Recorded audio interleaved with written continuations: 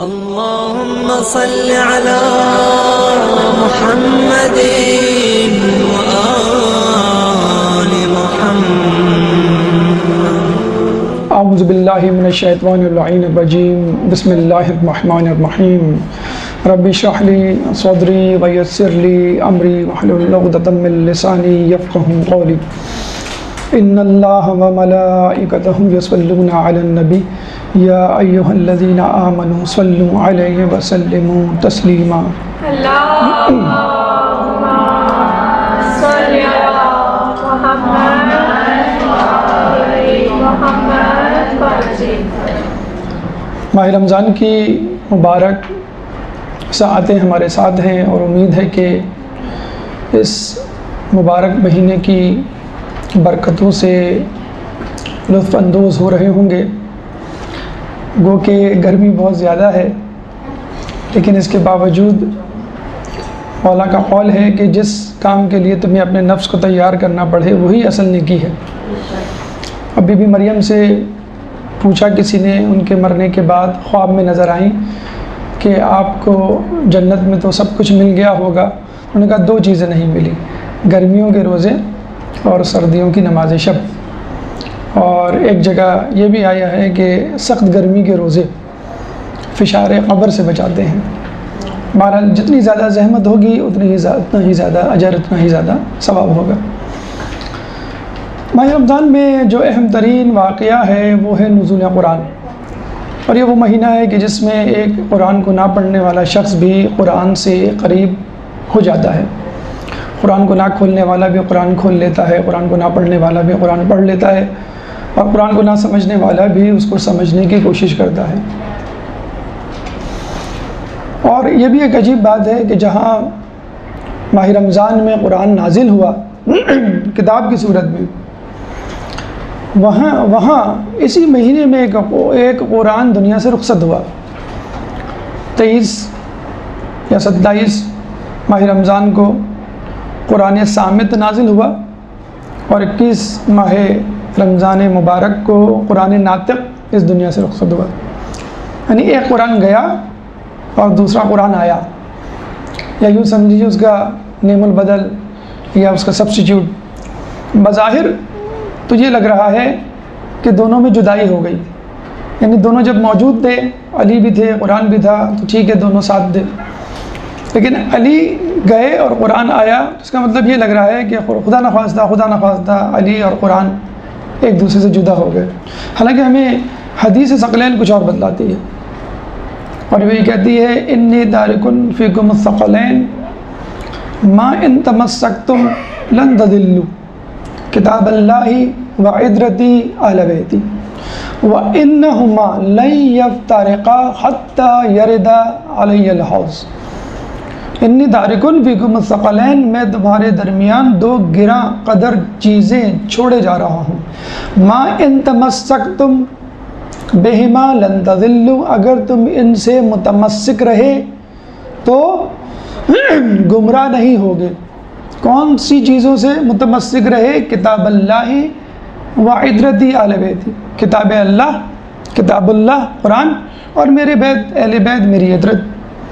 اور پھر یہ بھی ضمانت دے دی کہ وَإِنَّهُمَا لَن يَفْتَرِقَا، اور یہ دونوں ایک دوسرے سے جدا نہیں ہوں گے. حَتَّى يَرِدَ عَلَيَّ الْحَوْض، حتیٰ کہ یہ دونوں مجھ سے حوض کوثر پر ملاقات نہ کر لیں. تو اب یہ جو ابہام پیدا ہوا آپ کے دلوں میں کہ علی چلے گئے قرآن آ گیا، اب دونوں میں جدائی نہیں. قرآن علی کے پروگرام کو، علی کے مشن کو اور علی کے خواب کو پورا کرنے کے لیے آیا ہے.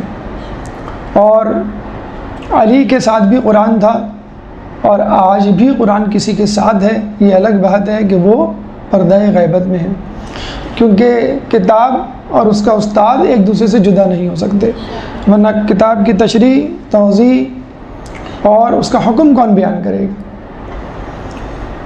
ابھی جو حدیث ہے، حدیث ثقلین جسے کہتے ہیں، اور جس کے بارے میں اللہ کے رسول نے کہہ دیا کہ کتاب اور عطرت دونوں ایک دوسرے سے جدا نہیں ہوں گے.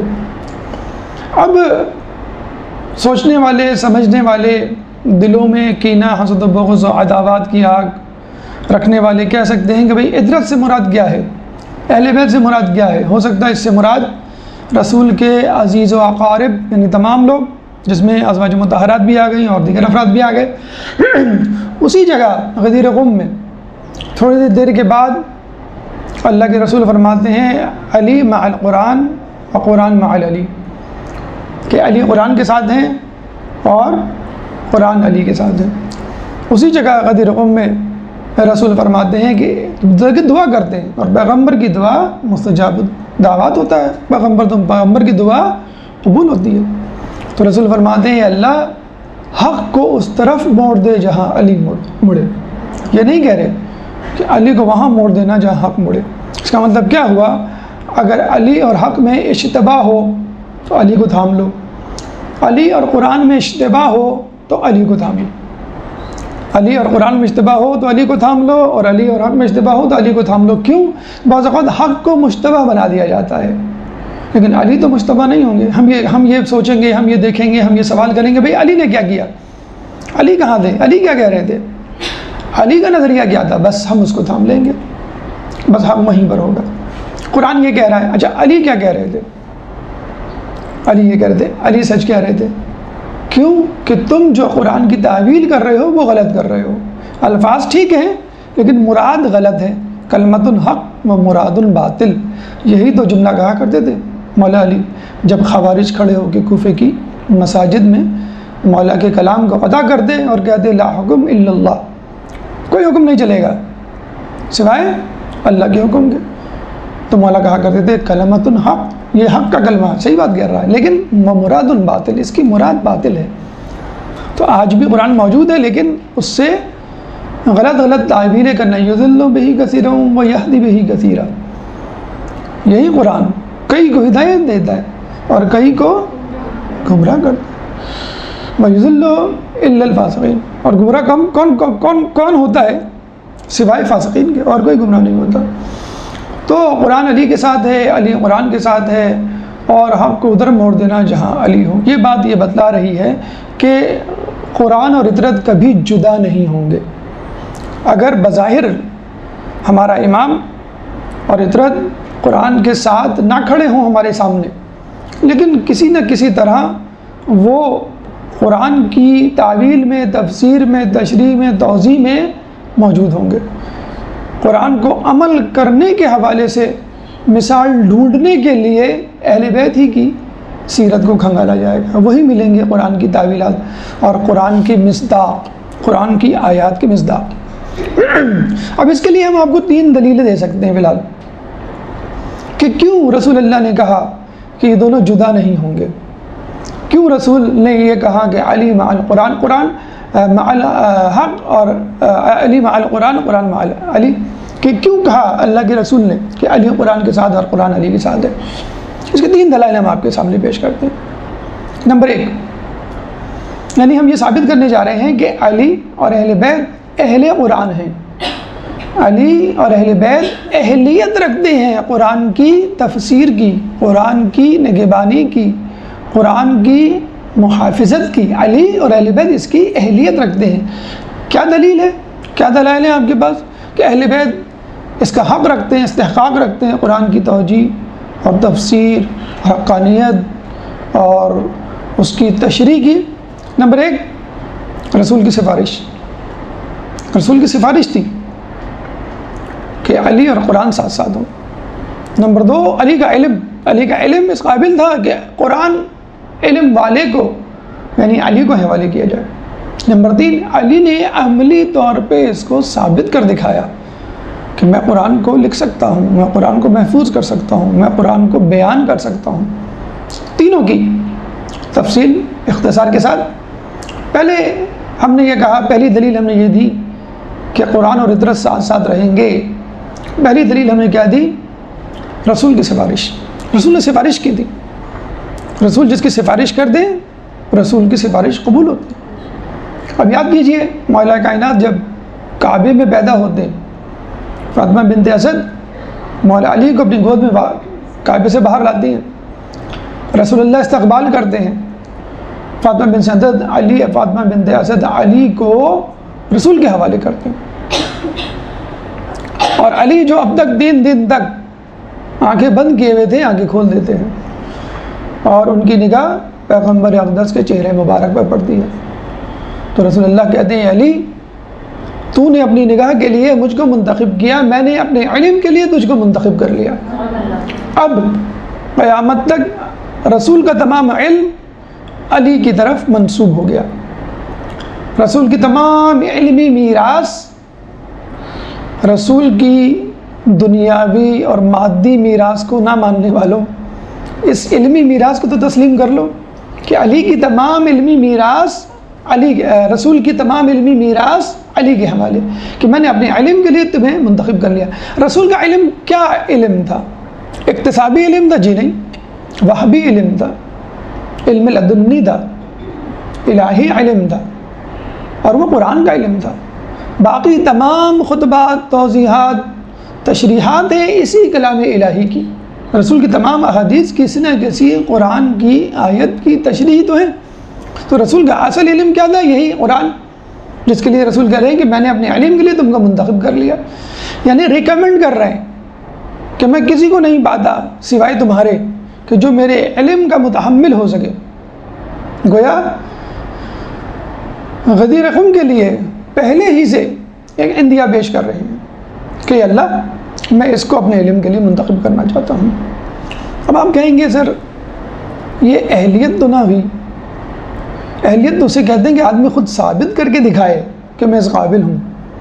یہ تو سفارش ہوئی، یہ تو پرچی ہوئی، اقربا پروری ہوئی، نیپوٹزم ہوا، اور یہ تو مناسب نہیں ہے اسلام میں. یہ عدل کے خلاف ہے کہ آپ اپنے عامزاد کو آگے بڑھا دیں کہ بھئی تم میرے علم کے وارث ہو. یہ تو اقربا پروری ہوئی، اپنے ہونے والے داماد کو یا اپنے عامزاد کو یا قریش یا ہاشمی قبیلے کے ایک فرد کو کہہ دیا کہ تم جو ہے میرے علم کے وارث ہو. اہلیت تو وہ ہوتی کہ آدمی خود سے اس بات کو ثابت کر دکھائے اور اپنے آپ کو اہل ثابت کر کے دکھائے. میں آپ کو ایک مثال دیتا ہوں. آپ کو ایک بچے کو داخل کروانا ہے کلاس 6 میں. اسکول والے کس کلاس کا امتحان لیں گے؟ 5 کا، یعنی کلاس 6 سے پہلے جتنی بھی کلاس ہے اس کا امتحان لیں گے. کلاس 10 گریڈ 10 کا جسے کہتے ہیں کہ مقابلے کا امتحان آپ کو دلوانا ہے، گریڈ 10 میں ایڈمیشن کروانا ہے، تو کہاں تک کا ایگزام لیں گے؟ 9 تک، 10 سے پہلے. جب رسول اللہ نے یہ کہا کہ میں نے اپنے علم کے لیے تم کو منتخب کر لیا تو علی باعجاز خداوندی گویا ہوئے پیغمبر کچھ سناؤ. تو پیغمبر نے کہا کہ ہاں سناؤ. علی نے مصحف آدم سنایا، پھر مصحف نوح سنایا، پھر مصحف ابراہیم سنایا، پھر توریت، زبور، انجیل سنائی کہ میں پرانے امتحان پاس کر کے آیا ہوں، اب اگلا امتحان کس کا ہے؟ اگلا امتحان قرآن کا ہے. اور تبرکاً قرآن کی ایک آیت بھی سنا دی بتلانے کے لیے کہ میں تھوڑی بہت تو شد بت جانتا ہوں. قد افلح المؤمنون، سورہ مومنون کی پہلی آیت پڑھی مولا علی نے. رسول اللہ نے برجستہ کہا کیوں نہیں، مومنین ہی فلاح پانے والے ہیں. کیوں کہ تم مومنین کے ولی ہو. اگر تم ولی نہ ہو تو یہ مومنین بھی فلاح نہ پاتے. تو دیکھیں ابھی آپ یہ کہہ رہے تھے کہ ابھی تو سفارش کی بنیاد پہ علی کو پروموٹ کیا جا رہا ہے، یہ تو پرچی سسٹم چل گیا. قرآن میں بھی جب پرچی سسٹم آ جائے گا تو پھر کیا حال ہوگا اس امت کا. علی بچپن میں ثابت کر رہے ہیں. اگر فرض کر لیجئے با فرض محال کوئی دورہ زبور انجیل سنا بھی دے رسول کو تو کب سنائے گا؟ کیا پیدا ہوتے ہی سنائے گا؟ کبھی نہیں سنا سکتا. تو پھر بھی ہم یہ کہیں گے کہ علی اہل قرآن ہے. علی قرآن کی تشریح و توضیح و تطبیق اور تفصیل اور تعویل تمام پر کما حقہ دسترس رکھتے ہیں اور اس کے اہل ہیں. جب آپ کہیں گے بھئی یہ تو معجزہ ہو گیا، معجزے سے تو دنیا نہیں چلا کرتی. اصل بات تو یہ ہے کہ کسی چیز کو پہنچانا. یہ تو شاعر حضرات بھی ہوتے ہیں، خود سے شعر کہا خود سے سن لیا. یہ تو فلسفی بھی ہوتے ہیں، خود سے ایک مفروضہ گڑھا خود سے سمجھ لیا. لیکن لوگوں تک بات پہنچائیں وہ بات ہے. تو علی نے سمجھ لیجئے الفاظ قرآن کو محفوظ کیا. علی نے اعراب قرآن کی ابتدا کی اور علی نے نقاط الفاظ قرآن کو آگے بڑھایا اور اس کے بعد قرآن کی تفسیر لکھی. اور یہی نہیں، اس قرآن پہ حرف با حرف، لفظ با لفظ، آیت با آیت، سورہ با سورہ عمل کر کے دکھایا. یہ ہے علی کا عملی مظاہرہ اپنے آپ کو اہل قرآن ثابت کرنے کے لیے۔ تو علی اہل قرآن ہیں، علی قرآن کے ساتھ ہیں، اور عطرت قرآن سے جدا نہیں ہو سکتی۔ پہلی دلیل رسول کی سفارش، دوسری دلیل علی کا علم، وہ پہلے سے علم رکھتے تھے، چنانچہ وہی استحقاق رکھتے تھے کہ قرآن کا علم بھی انہی کو دیا جائے۔ پھر تیسری دلیل علی نے عملی طور پر اس کا مظاہرہ کر کے دکھایا اور لوگوں کو کتاب قرآن بنفس نفیس پکڑوائی، ان کے ہاتھ میں دی۔ آئیے آج اس تمام کارنامے کی تفصیل ہم آپ کے سامنے رکھتے ہیں، اور وہی ہمارا آج کا موضوع ہے، اور عنوان ہے خدمت قرآن اور اہل بیت، یا خدمت قرآن اور علی۔ یہ قرآن جو آپ کے سامنے ہے، یہ قرآن کے الفاظ جن کو آپ اپنی نگاہوں سے دیکھ رہے ہیں اور دیکھ کر ثواب کما رہے ہیں، یہ اعراب، یہ حرکات زیر زبر پیش جو قرآن کے الفاظ پہ لگی ہوئی ہیں، جو قرآن کے الفاظ کو تلفظ کرنا سکھا رہی ہیں، یہ نقاط الفاظ قرآن، قرآن میں موجود لفظوں پر جو نقطے لگے ہوئے ہیں، قرآن کے الفاظ کی تفسیر، سب کچھ علی کا دیا ہوا ہے۔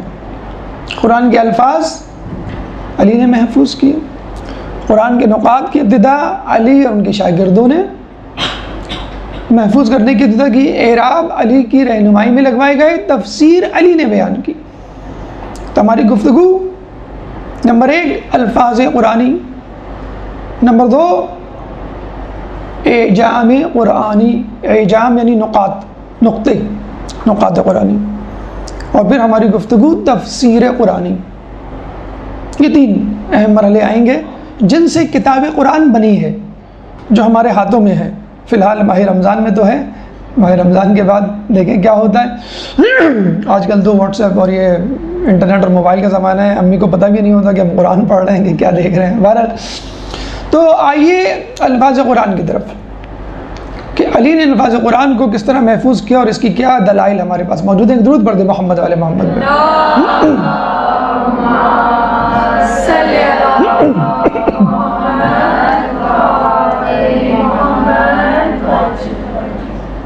ابن الحدید معتزلی ایک مشہور مفسر نہج البلاغہ، بلکہ ان کی نہج البلاغہ اتنی مشہور ہے کہ اگر کہیں لفظ شرح نہج البلاغہ لکھا ہوا ہو تو دماغ سب سے پہلے ابن الحدید معتزلی کی طرف جاتی ہے، دماغ آپ کا اس کی طرف جاتا ہے۔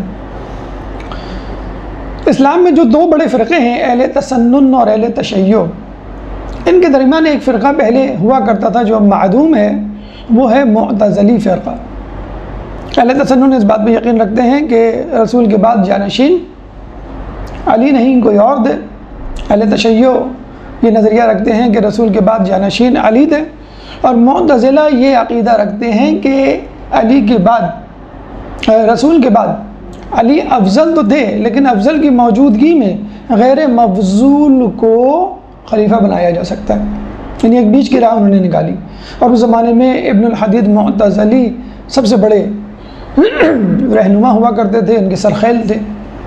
چنانچہ ان کی شرح نہج البلاغہ کئی جلدوں پر تفصیل ہے پوری، اور جہاں بھی آپ شرح نہج البلاغہ کی بات آتی ہے وہاں پہ شرح نہج البلاغہ ابن الحدید معتزلی کی بات ضرور آتی ہے۔ تو ابن الحدید معتزلی نے یہ کہا کہ سب سے پہلے قرآن کو علی نے لکھا اور اس کو حفظ کیا، یعنی قرآن کو لکھنے والوں میں اور قرآن کو حفظ کرنے والوں میں علی سب سے پہلے پیش تھے۔ اس کے بعد خطیب خوارزمی اہل تسنن کے بہت بڑے تاریخ دان، وہ اپنی کتاب مناقب علی میں لکھتے ہیں کہ علی کے ہاتھ کا لکھا ہوا قرآن اسلام کی سب سے بڑی، سب سے پہلی تالیف ہے، یعنی اسلام میں لکھی جانے والی پہلی کتاب علی کی لکھی ہوئی کتاب، یعنی علی کا قرآن، یا علی نے جو اپنے ہاتھوں سے قرآن لکھا تھا، کاتب وحی۔ پھر اس کے بعد علی خود اپنی گواہی دیتے ہوئے فرماتے ہیں کہ قرآن میں کوئی ایسی آیات نہیں مگر یہ کہ رسول اللہ نے اس کو مجھ سے خود نہ لکھوایا ہو اور اس کی تفسیر نہ بیان کی ہو۔ میں نے اس آیت کو خود اپنے ہاتھوں سے لکھا اور رسول نے اس آیت کی تفسیر و تعویل و ناسخ و منسوخ بیان کی، یعنی تمام تفصیل رسول اللہ نے مجھے بتلائی بھی اور میں نے اس آیت کو اپنے ہاتھوں سے لکھا۔ اب یہ تینوں گواہیاں بتلا رہی ہیں، معتزلی کی گواہی، خوارزمی کی گواہی اور خود علی کی گواہی، کہ سب سے پہلے قرآن علی نے لکھا، سب سے پہلے قرآن علی نے حفظ کیا اور سب سے پہلے قرآن کی تفہیم علی کو بتلائی گئی۔ اس کا مطلب کیا ہوا؟ قرآن لفظوں کے لیے علی کے معیار کا محتاج اور قرآن تفسیر و تشریح کے لیے علی کی دی ہوئی تفصیل کا محتاج، کیونکہ علی نے سب سے پہلے اس تفصیل کو، اس تشریح کو سیکھا اور علی نے سب سے پہلے اس قرآن کو لکھا۔ بہرحال نتیجہ یہ ہوا کہ اگر کسی کو الفاظ قرآن یا معانی قرآن کے بارے میں کوئی تشکیک، اشتباہ ہے، کوئی اشکال ہے تو وہ اس کے معیار پہ جائے، اور معیار وہی ہوا کرتا ہے جو سب سے پہلے منظر عام پہ آیا کرتا ہے، باقی سب اس کی نقول ہوا کرتی ہیں، باقی سب قرآنی نسخے علی کے اصل نسخے کے نقول تھیں، باقی تمام تفاسیر علی ہی کی تفسیر سے نکلے ہوئے نکات تھے۔ تو یہ وہ گواہیاں تھیں اور یہ وہ الفاظ قرآنی تھے کہ جس کے بارے میں کہا جاتا ہے کہ جس کو جمع کرنے والے، ہم ایک لفظ استعمال کرتے ہیں قرآن کی جمع آوری۔ بہت ساری آپ روایتیں اور بہت ساری کہانیاں سنیں گے کہ فلاں خلیفہ نے، فلاں حاکم نے، فلاں شخص نے جو ہے یہ کام انجام دیا، حجاج بن یوسف کے سپرد کر دیا جاتا ہے کہ بھئی اس نے یہ کام کیا، اللہ اس کو بخش دے گا، اس نے اعراب لگوائے۔ جی نہیں، علی نے سب سے پہلے کتاب کو قلم بند کیا، اور اگر کسی نے کیا تو وہ علی کی بات کیا۔ علی تھے جو غار حرا میں رسول اللہ کے پاس جایا کرتے تھے اور وحی کو اترتے ہوئے دیکھا کرتے تھے اور نزول قرآن ہوتے ہوئے دیکھا کرتے تھے، اور جب قرآن نازل ہوا ایک پہلی مرتبہ تو نعرہ و فریاد بلند ہوا تو علی نے رسول سے کہا، علی رسول یہ آوازیں گریہ ازاری کی کیسی؟ تو رسول نے جواب دیا، یہ شیطان کا نعرہ و فریاد ہے۔ اب وہ مایوس ہو چکا ہے کہ اس دنیا پہ روئے زمین پر اس کی پرستش ہوگی قرآن کے نزول کے بعد۔ تو یہ وہ باتیں تھیں جو علی نے رسول سے سیکھی، اور سب سے پہلے وہی تھے جو وحی الہی کے وقت شاہد تھے اور گواہ تھے۔ تو الفاظ قرآنی علی کے ہاتھوں سب سے پہلے قلم بند ہوئے، باقی اس کی نقول اور باقی اس کی اتباع میں لکھی گئی۔ اب آئیے قرآن کے نقات کی طرف کہ قرآن کو نقطے دینے والے کون تھے اور ان کا علی سے کیا رشتہ تھا، کیا نسبت تھی۔ ایک درود پڑھ دے محمد والے محمد۔ اللہم صلی علی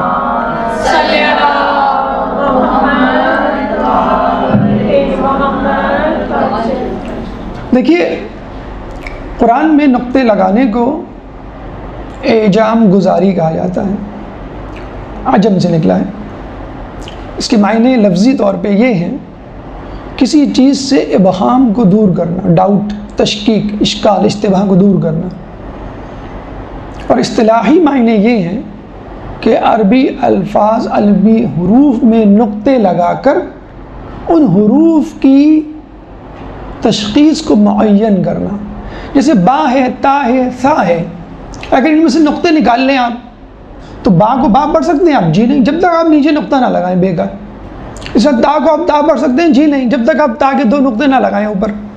اس طرح سا کو سا پڑھ سکتے ہیں جب تک آپ اوپر 3 نقطے نہ لگائیں۔ با تا سا ایک ہی ہے، اگر ان میں نقطے لگا دیے تو مشخص ہو جائے گا، معین ہو جائے گا۔ تو اعجام گزاری کیا ہے؟ عربی حروف الفاظ میں نقطے لگا کر ان کو متعین اور مشخص کرنا تاکہ ابہام کو دور کیا جا سکے۔ اور عجم کا لغوی معنی ہی یہی ہے کہ ابہام کو دور کرنا۔ اب یہ اعجام گزاری کس نے کی؟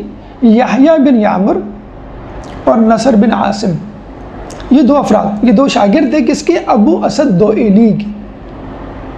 اور ابو اسد دوئلی کس کے شاگرد تھے؟ مولا علی کے۔ اب اس کی تفصیل آگے آئے گی۔ تو آپ نے دیکھ لیا کہ نقطے لگانے والوں کا تعلق علی کے شاگرد ابو اسد دوئلی سے تھا۔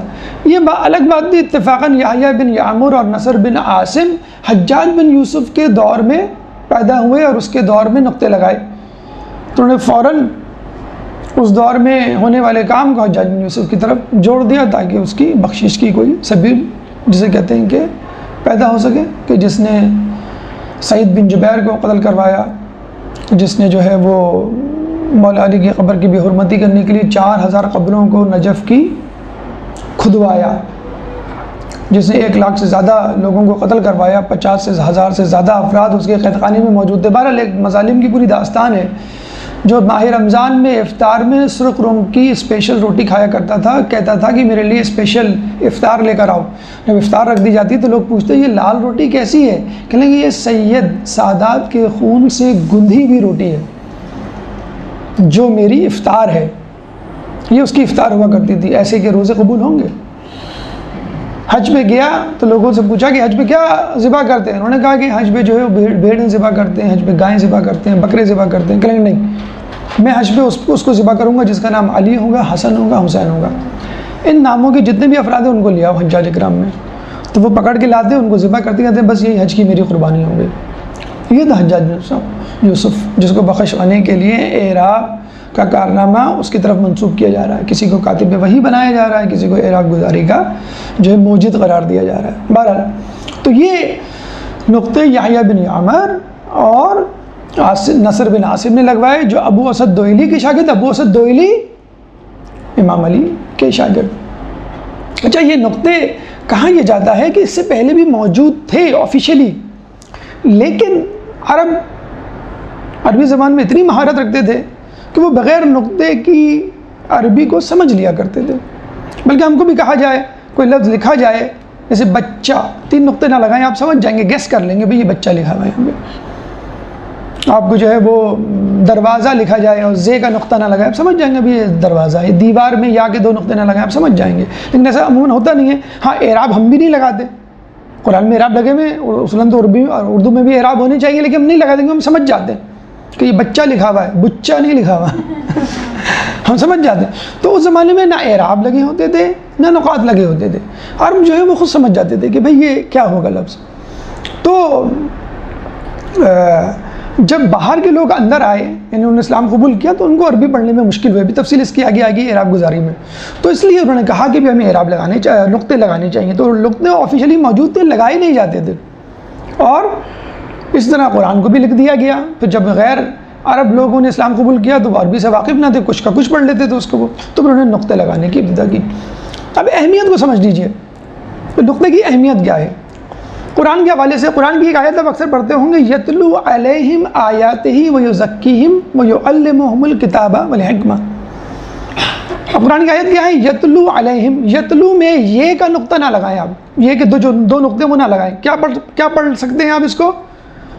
یتلو بھی پڑھ سکتے ہیں، تتلو بھی پڑھ سکتے ہیں، نتلو بھی پڑھ سکتے ہیں۔ اگر ہم کہیں گے یتلو علیہم تو ترجمہ ہوگا کہ وہ ان پر تلاوت قرآن کرتا ہے، کون؟ رسول کے بارے میں، رسول کی طرف اشارہ ہے نا۔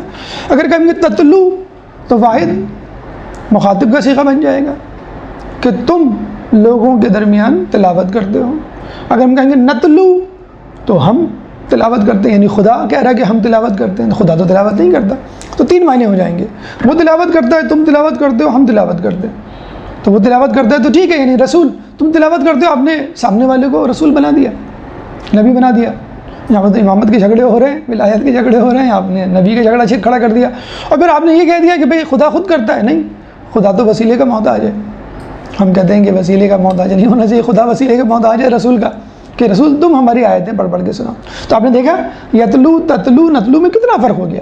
اور ویسے بھی ایک نقطے سے خدا جدا ہو جاتا ہے، خدا جدا ہو جاتا ہے، خواہ کا نقطہ نیچے لگا دیں آپ تو جدا ہو جائے گا، خدا آپ سے جدا ہو جائے گا۔ بہرحال تاریخی حوالے سے دیکھیں تو بھی بڑا اہم ہے۔ آپ نے سنا ہوگا کہ بی بی کی جو ولادت ہے، شہادت ہے، وہ 13 جمادی الاول اور 3 جمادی الثانی۔ کیوں؟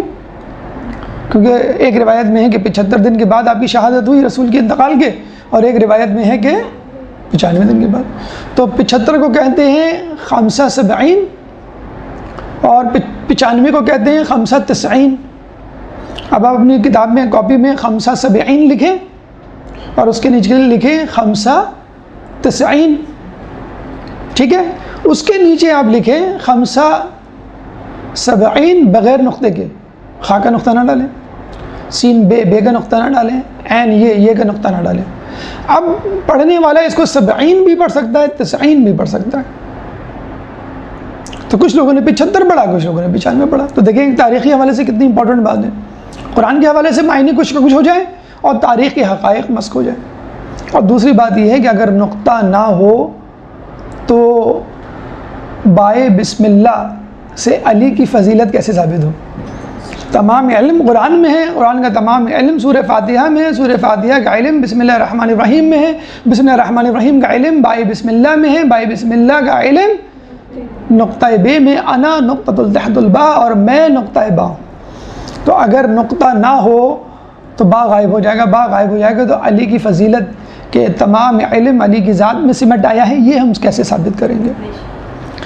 جہاں نقطہ نہ ہونے کی وجہ سے علی کی فضیلت ظاہر نہیں ہو سکتی, وہاں نقطہ نہ ہونے کی وجہ سے بہت سارے لوگوں کے راز افشا ہو جائیں گے. نقطہ ہونے سے علی کی اہمیت واضح ہوئی. اب آپ سنیے, نقطہ نہ ہونے کی وجہ سے اوروں کی اوقات کھل جائے گی.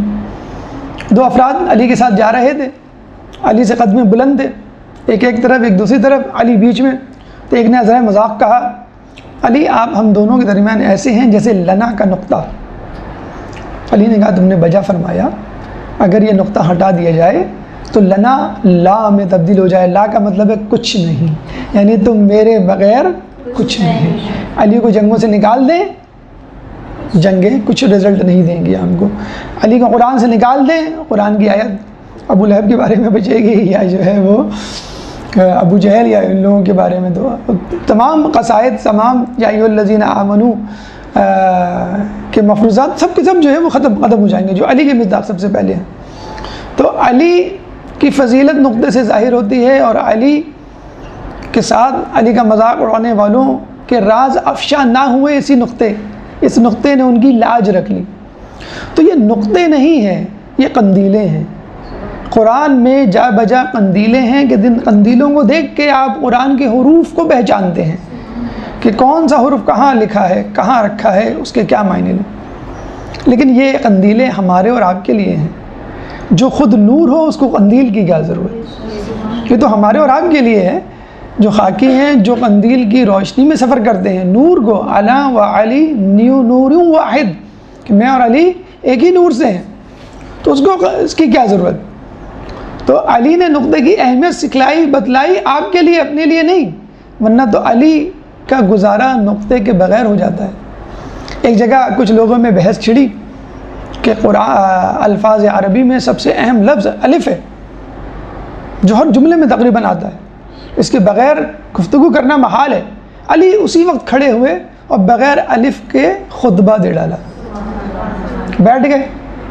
بیٹھنے کے بعد ایک اور گفتگو شروع ہوئی, علی کو مزید مشکل میں ڈالیں, آپس میں خسر بسر شروع ہوئی. الف کے بغیر خطبہ دینا آسان ہے, نقطے کے بغیر مشکل ہے, کہ نقطے کے بغیر ہر دوسرا تیسرا حرف اس میں شامل ہے. علی اسی وقت کھڑے ہوئے, اس کی گفتگو ختم نہیں ہوئی اور نقطے کے بغیر خطبہ دے ڈالا کہ یہ تم ہو جو نقطے کا محتاج ہے, یہ تم ہو جو الف کا محتاج ہے. علی جو ہے وہ علی جو ہے الف اور نقطے کا محتاج نہیں ہے. آج بھی اگر آپ چاہیں کبھی عراق کی زیارت ہو, آپ لوگوں میں شاید کسی نے کی بھی ہو, حلہ کے مقام پہ یہ مسجد ہے جس کے بارے میں کہا جاتا ہے کہ علی نے یہاں پر بغیر نقطے اور بغیر الف کے خطبہ دیا. وہ خطبہ بھی جو ہے وہ مسجد کی دیوار پہ یا اس کی محراب پہ جو ہے وہ چسپاں ہے. تو نقطے بہت اہم ہیں, بہت ضروری ہیں, اس کے بغیر اشتباہ میں پڑ جائیں گے. لیکن ہم جیسے لوگ, علی کو ان قندیلوں کی ضرورت نہیں کہ علی وہ تو قرآن ہے. تو یہ ہے وہ اعجام گزاری, یہ ہیں وہ نقاط کی تاریخ جو آخر میں جس کے ڈانڈے علی کی ذات سے ملتے ہیں.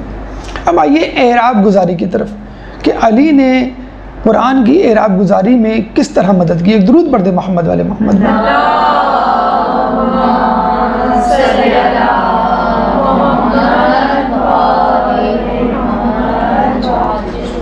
الفاظ قرآنی کو محفوظ کرنے والا علی، نقاد کو ایجاد کرنے والے علی کے شاگرد اب آئیے اعراب گزاری کی طرف۔ اعراب کیا ہے؟ معنی دیکھ لیتے ہیں پہلے۔ لغوی معنی عرب سے نکلا ہے۔ عرب کو عرب کیوں کہتے ہیں؟ عربی زبان ہم کہتے ہیں نا، عربی زبان عرب کو عرب کیوں کہتے ہیں؟ عرب کا مطلب ہوتا ہے ظاہر کرنا۔ چونکہ عربی زبان اتنی دقیق، اتنی وسیع، اتنی بلیغ اور اتنی فصیح ہے کہ عربوں کی ہر سوچ عربی زبان میں ڈھل جاتی ہے۔ ہر چیز چاہے جدید ہو کہ قدیم ہو، انہوں نے تو دنوں کے 24 گھنٹے ہوتے ہیں نا، ہر گھنٹے کا ایک نام رکھا ہوا ہے۔ ہم تو 1 بج رہے ہیں، 2 بج رہے ہیں، 3 بج رہے ہیں، اور پھر بھی پوچھا جاتا ہے رات کے یا صبح کے۔ تو وہاں تو ہر گھنٹے کا ایک نام ہے، اس نام سے اس گھنٹے کو پکارا جاتا ہے، اور آپ کو سمجھ میں آ جاتا ہے کہ میں فلاں جو ہے وہ بجے آؤں گا اتنے۔ تو عربی زبان عرب سے نکلی ہے۔ عرب کے معنی ہیں ظاہر کرنا۔ عربی زبان میں اتنی وسعت ہے کہ انسان کی ہر سوچ اس میں سما سکتی ہے۔ آج بھی کئی الفاظ ایسے ہیں جن کے معنی جن کے متبادل لفظ آپ کو انگلش میں نہیں ملیں گے، اردو میں نہیں ملیں گے۔ مثلا نیت، انگلش میں آپ اس کا لفظ ڈھونڈ کے لے آئیں، سبسٹیٹیوٹ۔ ہمارے صدر کو بھی UN امریکہ جا کے جب تقریر کرنی پڑی تو ان کو کہنا پڑا the نیت of the people should be very good۔ نیت کا کوئی لفظ ہی نہیں ہے انگلش میں۔ انٹینشن ارادے کو کہتے ہیں، پرپس مقصد کو کہتے ہیں، نیت ہے۔ بہرحال بہت سارے لفظ ہیں، بلکہ ہم تو اس بات کو بھی ثابت کر سکتے ہیں کہ انگلش کے بہت سارے الفاظ عربی سے لیے گئے۔ صوفہ، یہ جو ہے صوفہ، صوف سے نکلا ہے۔ صوف چبوترے کو کہتے ہیں۔ اب یہ چبوترے میں ٹیک لگا دی گئی، آپ نے کہا یہ صوفہ بن گیا ہے، اصحاب صفہ، وہاں سے لیا گیا۔ کیو، CAVE، کیو عربی کا انگلش کا لفظ ہے نا، کیو کا مطلب غار، یہ کہف سے نکلا ہے۔ کہف میں ہا کو ہٹا کے یا لگا دیا آپ نے، کیو جسے ویل، WELL ویل، کنویں کو کہتے ہیں نا، ویل لکل ہمزۃ، اور فویل للمصلین الذین هم عن صلاتهم، وائے ہو ان لوگوں پر۔ ویل کا مطلب ہوتا ہے کنواں، وہ کنواں جہنم کا جہاں خاص عذاب دیا جائے گا نماز میں سستی کاہلی کرنے والوں کو، ویل کہتے ہیں اس کو۔ تو یہ جو ہے یہ عربی کا ویل ہے، واو یہ لے ویل، جو انگلش میں جا کے WELL بن گیا ویل، اس کو آپ نے ویل کہہ دیا، اس کا مطلب ہے کنواں، اور عربی میں کہتے ہیں ویل۔ تو یہ ویل ہے، صوفہ ہے، اور کہو ہے۔ پنکچویشن، یہ جو ہے آپ کی پنکچویشن، کولون، سیمی کولون، اور stop, full stop, marks of exclamation, comma, inverted commas, apostrophe, یہ سب عربی سے لیے گئے۔ پروننسیشن، یہ جو پنکچویشن جسے کہتے ہیں، یہ تو باقاعدہ ڈکشنری میں جا کے آپ تلاش کریں تو وہ بتائیں گے آپ کو، یہ پنکچویشن عربی سے آئیں۔ اور آج کل عربی میں پنکچویشن نہیں ملے گی آپ کو، وہ جملہ وہاں سے شروع ہوتا ہے کتاب کے آخر تک چلتا رہتا ہے، کہیں پہ آپ کو جو ہے کاما، فل اسٹاپ، ابھی جدید عربی کتابیں آئی ہیں تو انہوں نے کاما، فل اسٹاپ لگایا ہے۔ انہوں نے کہتے ہیں کیا ضرورت ہے کہ جملہ کہتے ہیں اس کو ہیں کہ جس کو پڑھ کر آپ کو بات سمجھ میں آ جائے اور سننے والے کا سکوت جو ہے وہ صحیح ہو۔ جب آپ کو بات سمجھ میں آ گئی ایک سطر پڑھ کے تو اس کا مطلب ہے وہی جملہ ہے۔ اگر 1.5 سطر پڑھ کے بات سمجھ میں آئی تو جملہ وہاں ختم ہوا ہے۔ تو بعض اوقات عربی میں تو پتہ نہیں، لفا اور وا لگتا ہے تو پتہ چلتا ہے کہ جملہ جو ہے وہ یہاں سے شروع ہے۔ بہرحال اعراب عربی، عرب کا مطلب ہے ظاہر ہونا، اور ظاہر ہونے کا مطلب یوں ہے کہ عرب اپنی ہر سوچ کو، ہر بات کو، بلکہ وہ تو اتنے زیادہ ماشاءاللہ خود کفیل ہیں کہ ہر چیز کے معنی تو ہیں، بعض اوقات ایک چیز کے کئی الفاظ ہیں، ہر چیز کے الفاظ ہیں، ہر چیز کے جسے کہتے ہیں کہ لفظ موجود ہے، سبسٹیٹیوٹ موجود ہے۔ جیسے ہمارے یہاں بہت ساری چیزوں کی تو نام ہی نہیں موجود ہے۔ موبائل ہے، ہم اردو میں اس کو موبائل کہتے ہیں، ہمیں پتہ بھی ہو تب بھی کہیں گے ہمیں اپنی علمیت بھی تو جھاڑنی ہے، ہمیں جو ہے وہ اب یہ بھی تو بتانا ہے کہ ہمیں اردو نہیں آتا ہے۔ جب آپ نے یہ جملہ کہہ دیا تو اس کا مطلب کیا ہوا؟ بس اب آپ پریزیڈنٹ بننے جا رہے ہیں، اب جو ہے بس پاکستان کے پرائم منسٹر آپ ہی بنیں گے۔ اگر آپ نے اس طرح کا جملہ بول دیا اور بتلا دیا ہے کہ مجھے اردو نہیں آتی ہے، بس اب اس کا مطلب ہے کہ آپ پاکستان میں۔ تو یہ تو ہماری حیثیت ہے کہ جس شخص کو اردو نہیں آتی، جس شخص کو جو ہے علم نہیں ہے، اس کو جو ہے ہم پرائم منسٹر پریزیڈنٹ بناتے ہیں۔ بہرحال تو کیا نام کے عرب کا مطلب ہے ظاہر کرنا، اور ظاہر کرنے کا مطلب یہ کہ عرب میں تمام الفاظ موجود ہیں، بلکہ ایک چیز کے کئی الفاظ ہیں۔ پانی، مویا، ماں، 100 الفاظ ہیں، سانپ اونٹ کے 100 الفاظ ہیں، تلوار کے 100 الفاظ ہیں، ایک ہی چیز کے کئی الفاظ ہیں، ہر چیز کا لفظ ہے. اب جیسے موبائل ہے، اب آپ کہیں گے سر موبائل کو کیا کہتے ہوں گے؟ یہ تو نئی چیز ہے، اس کا نام انہوں نے رکھا ہے جوالا. جوالا کہتے ہیں اس کو. اچھا فارسی لوگ بھی بہت تیز ہیں، وہ بھی رکھ لیتے ہیں نام. میسیج، ہم تو میسیج کرتے ہیں نا، ابھی میسیج کر دینا، ہم کہتے ہیں پیامک، انہوں نے بھی اپنا نام رکھ لیا. فارسی لوگ بھی بہت تیز ہیں ماشاءاللہ، وہ بھی فوراً ڈھونڈ کے لیے آتے ہیں کہ بھئی ہمارا ایک لفظ ہونا چاہیے، فارسی کا اوریجن ہونا چاہیے. اور ہم لوگ جو ہیں وہ جیسے کہتے ہیں کہ ٹیبل کو میز کہتے ہیں، تو لوگ کہتے ہیں بھی سمجھ میں نہیں آ رہا آپ کیا کہہ رہے ہیں. بہرحال تو یہ عرب ہو گیا. اچھا اب اصطلاح میں عرب کو ہم کیا کہتے ہیں؟ عربی کو زیر زبر پیش، جس سے حروف اور الفاظ کا تلفظ آسان ہو جائے.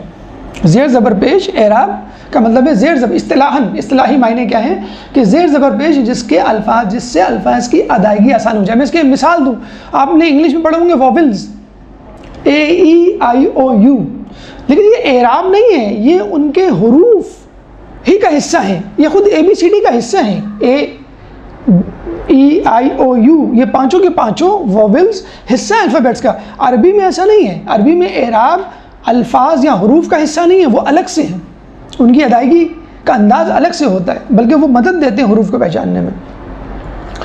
تو اعراب کا مطلب ہے، عرب کا مطلب ہے ظاہر کرنا، اور اعراب کا مطلب کیا ہوتا ہے کہ زیر زبر پیش جس سے حروف کی ادائیگی، تلفظ اور الفاظ کا تلفظ جو ہے وہ آسان ہو جائے. اب سوال پیدا یہ ہوتا ہے کہ عرب میں پہلے اعراب نہیں تھے، بعد میں لگے، تو اس کی وجہ کیا تھی؟ کہ عربوں میں جو عربی زبان تھی، ابھی بھی آپ دیکھ لیں بہت ساری عربی، بلکہ عربی اخبار، عربی کتابیں بغیر اعراب کی لکھی جاتی ہیں. صرف قرآن ہے یا احادیث کی چند کتابیں ہیں جن کے اعراب لگے ہوئے ہیں، ورنہ آپ عرب ممالک میں نکل جائیں، آپ کو جو ہے تمام کتابیں عربی کی جو ہیں بغیر اعراب کے ملیں گے، اس کو زیر زبر پیش لگانے کی ضرورت ہی نہیں ہے. اخبار آپ پڑھ لیں، عربی ویب سائٹ پہ چلے جائیں تو اعراب کی ضرورت نہیں ہے. اعراب کی ضرورت کیوں نہیں پیش آئی؟ کیونکہ نمبر ایک، عربی اپنا ذوق رکھتے تھے، ان کو اپنی زبان سے اتنا شغف تھا کہ وہ اصل لفظ کو پہچان لیتے تھے کہ اصل لفظ کیا ہے اور اس کو کون غلط پڑھ رہا ہے. جیسے ہم اردو اگر کوئی غلط بولے تو ہم فوراً، بلکہ اردو کیا غلط بولے، کوئی حیدرآبادی انداز سے بول دے، کوئی بہاری انداز سے بول دے، کوئی کسی اور انداز سے بول دے، تو ہم کہتے ہیں یہ حیدرآبادی اردو بول رہا ہے، یہ جو ہے وہ بہاری اردو بول رہا ہے، یہ جو ہے وہ خوجوں کی طرح عربی بول رہا ہے، یا فلاں کی انگریزوں کی طرح اردو بول رہا ہے. بہرحال تو عربی زبان اتنی ان میں مہارت تھی، ملکہ تھا، بلکہ وہ تو یہی کہا کرتے تھے کہ جس کو عربی آتی ہے وہ عربی ہے.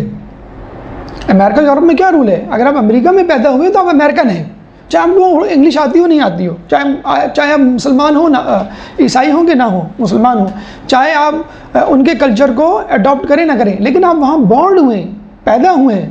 کچھ لوگ تو وہیں چلے جاتے ہیں کہ بھائی ڈلیوری قریب ہے، میں چاہتی ہوں بچہ وہاں ہوں تاکہ کارڈ بن جائے، نیشنلٹی مل جائے، بچوں کو مل جاتی ہے بیٹا نیشنلٹی، تو وہاں پیدا ہونے سے، بورن ہونے سے نیشنلٹی مل جاتی ہے. عرب کیا کہتے ہیں کہ اگر کسی کو عربی نہیں آتی تو وہ عربی نہیں ہے، چاہے وہ عرب میں پیدا ہو، عرب میں مرے.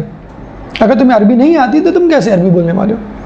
جیسے ہمارے یہاں تمہیں اگر انگلش نہیں آتی تو تم کیسے پڑھے لکھے ہو؟ اردو ہمیں الٹا حساب ہے، اگر کسی کو اردو نہیں آتی، اچھا آپ کو اردو نہیں آتی، ماشاء اللہ.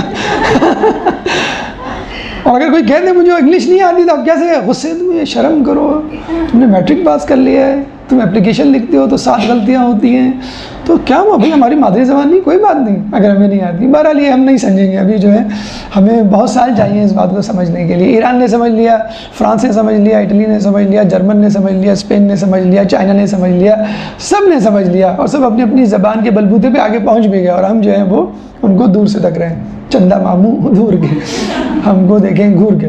بہرحال تو اعراب، چلیں آگے. تو ذوق عربی موجود تھا.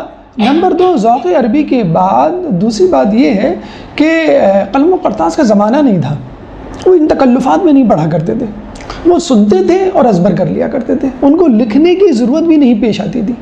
حافظہ اتنا تیز تھا ان کا، اتنا تیز تھا، مشہور تھا کہ بھائی آپ اس کے سامنے جو ہے وہ یہ نظم پڑھیں اور پوری نظم اسی وقت سنا دے گا. ایک بادشاہ تھا، وہ کہتا تھا کہ کوئی بھی نئی نظم لکھ کر لاؤ تو میں تمہیں تمہاری مرضی کا سونا دوں گا. تو لوگ جاتے تھے تو وہ کہتا تھا کہ بھائی یہ تو میں نے سنی بھی ہے. تو کہتے ہیں سنائی. وہ پوری سنا دیا کرتا تھا.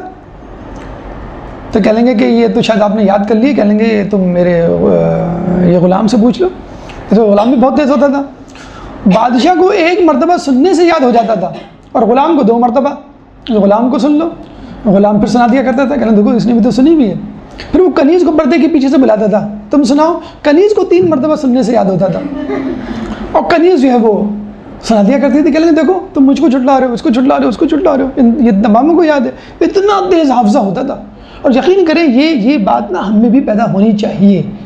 ٹھیک ہے, لکھنا اپنی جگہ ہے, لکھنا چاہیے اور لکھنے میں کوئی بات نہیں ہے. حالانکہ پرنٹ آؤٹ موجود ہے, میں لایا ہوں اور پرانا پرنٹ آؤٹ بھی آپ کا آ گیا ہے. بہرحال تو وہ اگر آپ یہ عادت بنا لیں کہ مجلس میں بیٹھے ہوئے اور ازبر کر لیں کلام آپ بتائیں, اگر یہ انشاءاللہ اللہ آپ کو توفیق دے. یہ توفیق اگر آپ کی پیدا ہو گئی تو بچپن سے لے کے اب تک ہزاروں مجلسیں سنی ہوں گی. خواتین تو محرم کے دنوں میں سنا 6 8 مجلسیں اٹینڈ کرتی ہیں.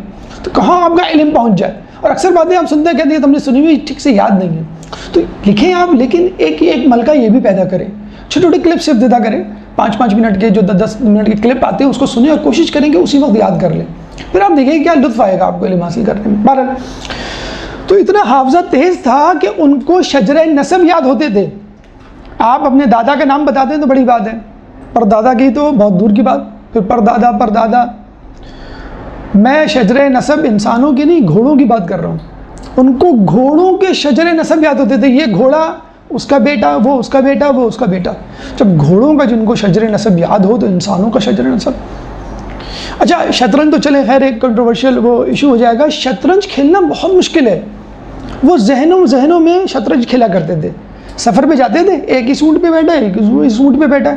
جیسے بچے نہیں کلاس روم میں وہ جو آج کل ہتھیلی پہ یوں مار کے یوں کرتے ہیں کہ بھائی 2 پھر 4. آج کل ایک نیا گیم کھیل رہے ہیں کرکٹ کا, تو وہ 2 3 اور کیا ہوتا ہے وہ ہیڈ ڈل, تو وہ ایک دوسرے مار کے اسی وقت کھیل لیتے ہیں. ہاں بھائی چلو بھائی کرکٹ سینچری ہو گئی یا جیت گئے. تو عرب جو ہے وہ شطرنج کھیلا کرتے تھے. اس طرح نہیں کھیلا کرتے تھے. ایک اونٹ پہ یہ سوار ہے اور دوسرے اونٹ پہ وہ سوار ہے, دونوں چل رہے ہیں. کہتے چلو بھائی میں نے ابتدا کی, میں نے اپنا پیادہ سیدھے ہاتھ پہ اگلے خانے میں ڈالا. دوسرا کہتا ٹھیک ہے میں نے اپنا پیادہ الٹے ہاتھ پہ فلاں خانے میں ڈالا. پھر کہتا تھا اچھا میں نے اپنا دوسرا پیادہ وہاں سے اٹھا کے وہاں رکھا. اب وہ پورے نقشے موجود ہیں آپ کے ذہن میں, پورے نقشے. مطلب موبائل کی اسکرین جو آ جاتی ہے, اگر آپ سے تھوڑی دیر کے میں آنکھ بند کر کے کہوں کہ بتائیں تو آپ تقریباً بتا دیں کہ 1 وہاں لکھا ہے, 2 وہاں لکھا ہے, 3 وہاں لکھا ہے. تو وہ یاد کر لیتے تھے کہ یہ اسکوائرز ہیں, یہ پیادہ ہے, یہ بادشاہ ہے, یہ وزیر ہے, یہ فلاں یہ فلاں. اور پورا گیم چلتا تھا. آپ بھی جو شطرنج کے مقابلے ہوتے ہیں وہ باقاعدہ آخری چال تک اس کو پورا ریٹن مٹیریل یاد ہوتا ہے کہ میں جب کھیلوں گا تو یہ آخری 6 7ویں چال جو ہے وہاں جا کے ختم ہوگی. بہرحال ہمارے یہاں جو ہے وہ کچھ مجتہدین کے نزدیک حرام ہے, اس کو طولانی نہیں کرنا چاہیے اس موضوع کو. بہرحال وہ شطرنج جو ہے وہ کھیلا کرتے تھے اونٹ پہ بیٹھے بیٹھے. اتنا حافظہ تیز تھا, اس لیے ان کو ضرورت نہیں پیش آتی تھی. نمبر 1. نمبر 2, نمبر 3, رسول موجود تو تھے. اگر قرآن میں زیر زبر پیش میں اعراب میں کہیں اشتباہ ہوتا تو رسول سے پوچھ لیا کرتے تھے. یہ یحییٰ بن عمر, نصر بن عاصم نے جو نقطے لگائے وہ بھی حجاج بن یوسف کے زمانے میں لگائے, 100-150 سال کے بعد لگائے, اس وقت نہیں لگائے. اس طرح یہ اعراب جو ہے وہ خود جو ہے وہ رسول کے زمانے میں نہیں, ان کے بعد لگے. تو رسول موجود تھے, ان سے پوچھ لیا کرتے تھے. جب رسول چلے گئے, دنیا سے رخصت ہو گئے, دنیا سے پردہ فرما لیا, تو فتوحات کی وجہ سے بہت سارے لوگ جو اجمی تھے وہ اسلام قبول کرنے لگے. اب ایک پاکستانی, ایک انڈین, ایک چائنیز انگلش کیسے بولے گا؟ پہچان لیا جائے گا فوراً کہ یہ چائنیز ہے جو انگلش بول رہا ہے, یہ پاکستانی ہے جو انگلش بول رہا ہے. ٹھیک ہے نا. تو اجمی جب, کیونکہ لکنت ہوتی ہے ایک لہجے میں, ایک تھوڑی سی جسے کہتے ہیں کہ ایک خامی ہوتی ہے, تو جو اجمی تھے وہ غلطی کیا کرتے تھے. اچھا ایک اعرابی, جو اعرابی ہوتا ہے نا جس کو ہم کہتے ہیں دیہاتی, ان کی عربی بہت مضبوط ہوا کرتی تھی. میں ایک دفعہ علی کے زمانے میں آیا, ابو اسد دوئلی کے سامنے بات ہو رہی تھی. اس نے ایک شخص سے پوچھا جو اسلام لایا تھا کہ مجھے جو ہے قرآن پڑھ کے سناؤ. تو وہ اجمی تھا جس سے کہا کہ مجھے قرآن پڑھ کے سناؤ. تو اس نے سورہ توبہ کی آیت نمبر 3 ان اللہ بریء من المشرکین ورسولہ, سورہ توبہ آیت نمبر 3, ان اللہ بریء من المشرکین ورسولہ، ان اللہ بے شک اللہ بریء من المشرکین بری ہے مشرکین سے، ورسولہ اور اس کا رسول بھی. ٹھیک ہے، اس نے کیا پڑھا؟ یہ ہے صحیح آیت کا ترجمہ. اس نے کیا پڑھا؟ ان اللہ بریء من المشرکین ورسولہ. جب اسے رسولہ لام پہ کسرہ پڑھا تو رسول مشرکین کے ساتھ نعوذ باللہ شامل ہو گئے. من حرف جارہ ہے، من حرف جارہ کے بعد کسرہ آتا ہے. مشرکین بھی اس لیے نہیں ہے کہ جمع الجمع ہے، تو مشرکین کے بعد رسول ہی من کے ساتھ شامل ہوگا اور من کے ساتھ مشرکین بھی شامل ہے. تو اللہ ان اللہ بریء من المشرکین ورسولہ، اللہ بری ہے مشرکین سے اور رسول سے بھی. تو اس نے کہا کہ کیا اللہ رسول سے بری ہے؟ اگر اللہ رسول سے بری ہے تو میں بھی رسول سے بری ہوں. یہ کہہ کے وہ جانے لگا تو ابو اسد دوئلی نے اس کا ہاتھ پکڑا. نہیں، آیت ورسول ہی نہیں ہے، آیت ہے ورسولہ. دیکھیں یتلو نتلو تتلو میں تو اتنا بڑا مسئلہ نہیں ہے، لیکن ورسولہ کو ورسول ہی بنا دیا آپ نے، تو کیا ہو گیا؟ اللہ مشرکین اور رسول سے بری ہے، یعنی اللہ کا کوئی تعلق نہیں رسول سے اور مشرکین سے. رسولہ میں اللہ اور اس کا رسول مشرکین سے بری ہے. کتنا بڑا فرق ہو گیا. ابو اسد دولی نے جب یہ سنا تو وہ سٹ پٹا کے رہ گئے، پریشان ہو گئے. مولا علی کے پاس گئے کہ ان کو یہ بتلایا. اچھا، ایک روایت میں یہ ہے کہ مولا علی جو ہے وہ کسی سوچ میں غرق تھے. وہ پہنچے تو ان کا مولا علی آپ کس سوچ میں غرق ہیں؟ تو انہوں نے کہا کہ عربوں میں غیر عرب شامل ہوتے جا رہے ہیں تو عربی زبان کے قواعد خطرے میں پڑ گئے. تو میں سوچ رہا تھا کہ ان کے قواعد مرتب کروں، چنانچہ یہ میں نے بنیادی قواعد مرتب کیے. تو انہوں نے پہلا سبق ابو اسد دوئلی کو پڑھایا کہ کلمے 3 ہیں: اسم، فعل، حرف. اسم وہ اپنے مسمى کو متعارف کروائے، یعنی زید ہے، بکر ہے، نام. اور فعل وہ جو اپنے مسمى کی حرکت یعنی کام کو ظاہر کرے. اور حرف وہ ہے جو ان دونوں کو نہ ظاہر کرے، بس ان دونوں کے ساتھ مل کر معنی پیدا کرے. یہ پہلا سبق تھا عربی گرامر کا جو مولا علی نے ابو اسد دوئلی کو دیا. ابو اسد دوئلی گئے، اس کی روشنی میں مزید نکات تیار کیے، اور پھر وہ حروف مشبہ بالفعل ایک عوامل میں چیپٹر ہے، وہ لے رسول اللہ کے علی کے پاس لے گئے. انا کا انا لیت اللہ اور لاکن. تو لاکن نہیں لکھا تھا انہوں نے کہا کہ میں سمجھا یہ حروف مشبہ بالفعل نہیں. رسول علی نے کہا کہ نہیں، یہ بھی اس میں شامل ہے، اس کو لکھ لو. تو انہوں نے وہ کام شروع کر دیا مولا علی کی دی ہوئی گائیڈ لائن پر. تو مولا علی نے کہا ما احسن ھذا النحو قد نحود، کیا ہی اچھا ارادہ ہے کیا ہے ہم نے اس قصد کی طرف. ما احسن ھذا النحو، تو اس نحو سے اس علم عربی گرامر کا نام نحو پڑ گیا. ابھی بھی ہم کہتے ہیں صرف و نحو. صرف تو لفظ پہ گفتگو کرتا ہے، ضربا، ضربا، ضربو، اس ایک مرد نے مارا، ان 2 مردوں نے مارا، ان تمام مردوں نے مارا، ضربا، ضربا، ضربو، ضربت، وہ جو ایک لفظ میں. اور نحو پورا جملہ. تو مولا علی نے اس نحو، اس عربی گرامر کی ابتدا کی اور ابو اسد دوئلی نے اس کو آگے بڑھایا. ایک دوسری روایت ہمیں اس بارے میں ملتی ہے، وہ یہ ملتی ہے کہ ایک دفعہ مولا علی کے پاس ایک شخص آیا اور روتا ہوا اور کہنے لگا کہ قرآن میں آیا ہے سورہ حاقہ کی آیت نمبر 37 میں اللہ فرماتا ہے لا یأکلون الا خاطئون، الا الخاطئون، لا یأکلون الا الخاطئون، کہ اس کو کوئی نہیں کھائے گا سوائے خطا کاروں کے. لا یأکلونہ الا الخاطئون، کہ اس کو کوئی نہیں کھائے گا جو صرف سوائے ان کے جو خطا کرنے والے ہیں. تو وہ خاطئون کو خاطئون کی بجائے خاتون پڑھا تھا، تے والا نہیں، خاتون، کہ اس کو کوئی نہیں کھائے گا سوائے خواتین کے. تو یہ والا اردو، ہمارے اردو والے بھی یہ کر جاتے ہیں کہ ہمارے یہاں تا اور تا ایک ہی جیسے پڑھے جاتے ہیں. تو خاطئون کو اس نے پڑھ دیا خاتون. تو خاتون کا مطلب ہوتا ہے حمزہ کے بغیر قدم اٹھانے والا، چلنے والا. تو اس کا قدم تو ہر کوئی اٹھاتا ہے، چلتا تو ہر انسان ہے. تو ہر چلنے والا کیا جو ہے جہنم کی غذا کھائے گا؟ تو کون سی جہنم کی غذا تھی؟ وہ تھی آپ کی پیپ جو جہنم میں کھلائی جائے گی.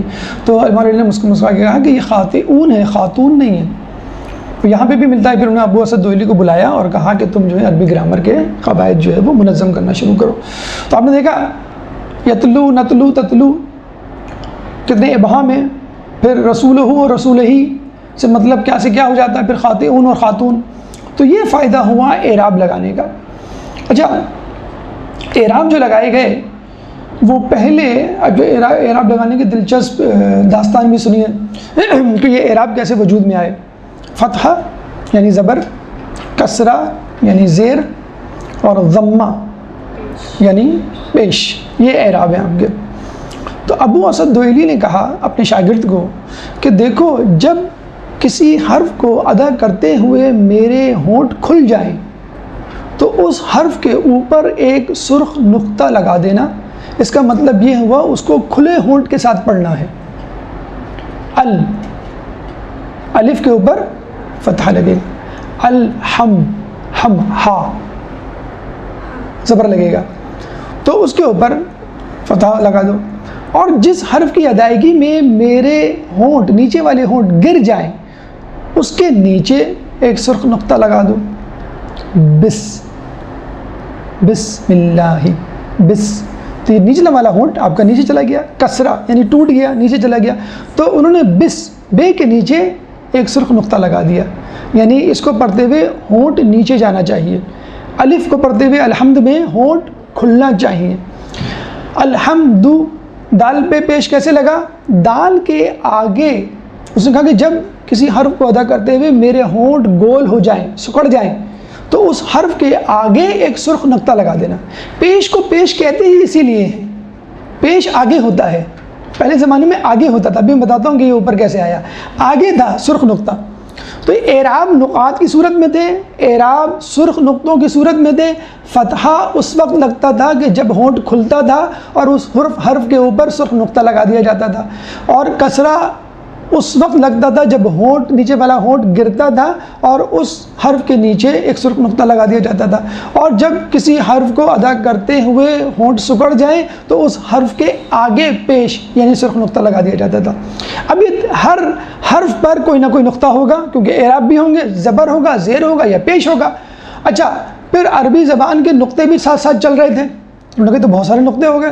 پہلے ترکیب تو یہ کہ جو قرآن کے حروف کے اپنے نقطے ہیں، با تا سا کے، ان کو بلیک سرخ رنگ سے سیاہ رنگ سے لگائیں، اور جو اعراب والے ہیں ان کو سرخ رنگ سے لگائیں.